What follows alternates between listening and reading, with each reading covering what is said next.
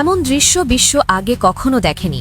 এতদিন ইরানকে পর্দার আড়াল থেকে গোয়েন্দা তথ্য বা সামরিক সরঞ্জাম দিয়ে সাহায্য করত রাশিয়া ও চীন, কিন্তু এবার খেলার মোড় ঘুরে গেছে।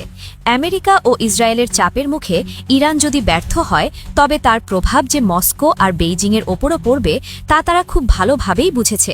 তাই এবার আর কোনো লুকোছাপা নয়, প্রকাশ্যেই ইরানের পাশে ঢাল হয়ে দাঁড়িয়েছে এই দুই পরাশক্তি।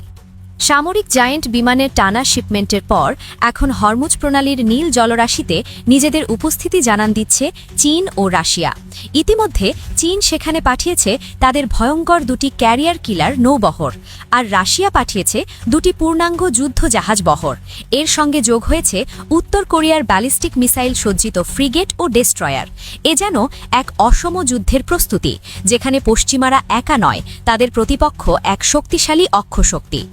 ওমান সাগরের গভীরে মোতায়েন আছে মার্কিন বিমানবাহী রণতরী ইউএসএস আব্রাহাম লিঙ্কন, আর ঠিক তার বিপরীতেই পারস্য উপসাগরে বুক চিতিয়ে দাঁড়িয়ে আছে চীনের শক্তিশালী নৌবহর। চীন ইতিমধ্যে ঘোষণা দিয়েছে দক্ষিণ চীন সাগর থেকে আরও দুটি ফ্রিগেট ও ডেস্ট্রয়ার তারা হরমুজে নিয়ে আসছে। গত সপ্তাহে Iran smart control over the strait of Hormuz নামে এক বিশাল নৌমহড়ার আয়োজন করে সাময়িকভাবে হরমুজ প্রণালী বন্ধ করে দিয়েছিল। এর কয়েকদিন পরই চীন ও রাশিয়াকে সঙ্গে নিয়ে আরেকটি যৌথ মহড়া শুরু করে ইরান, যার লক্ষ্য বিশ্বের সবচেয়ে গুরুত্বপূর্ণ এই জলপথে নিজেদের সামুদ্রিক নিরাপত্তা ও আভিযানিক প্রস্তুতি ঝালিয়ে নেওয়া। উত্তেজনা শুধু মধ্যপ্রাচ্যেই সীমাবদ্ধ নয়।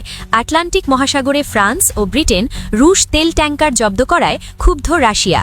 এর জবাবে আটলান্টিক ও বাল্টিক সাগরে মস্কো মোতায়েন করেছে ফ্রিগেট, ডেস্ট্রয়ার ও স্টেলথ যুদ্ধবিমান সহ দুটি পূর্ণাঙ্গ নৌ ফ্লিট। এমনকি জাপান সাগরেও আরেকটি রুশ নৌবহর পাহারায় আছে। অন্যদিকে আফগানিস্তানের তালেবান মুখপাত্র জাবিউল্লাহ মুজাহিদ প্রকাশ্যে ঘোষণা দিয়েছেন, ইরানে মার্কিন হামলা হলে আফগান মুজাহিদরা অস্ত্র হাতে ইরানের হয়ে আমেরিকার বিরুদ্ধে লড়বে। যুক্তরাষ্ট্র ও ইসরায়েলের পাশাপাশি ব্রিটেন, ফ্রান্স ও জার্মানিও ইরান বিরোধী জোটে যোগ দেওয়ায় পরিস্থিতি আরও জটিল হয়েছে। সম্ভাব্য মার্কিন হামলা প্রতিরোধে ইরাকি জনগণ ও মিলিশিয়া বাহিনীগুলোও প্রস্তুত। ইরান সমর্থিত গোষ্ঠী আল নুজাবা একটি নতুন অ্যালার্ট সিস্টেম চালু করেছে।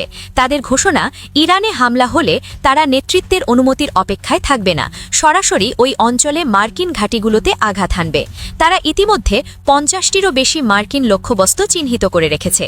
সব মিলিয়ে হরমুজ থেকে আটলান্টিক পুরো বিশ্বজুড়েই এখন যুদ্ধের দামামা। রাশিয়া, চীন ও ইরানের এই প্রকাশ্য জোট প্রমাণ করে তারা পশ্চিমাদের যে কোনো চ্যালেঞ্জ মোকাবিলায় একাট্টা।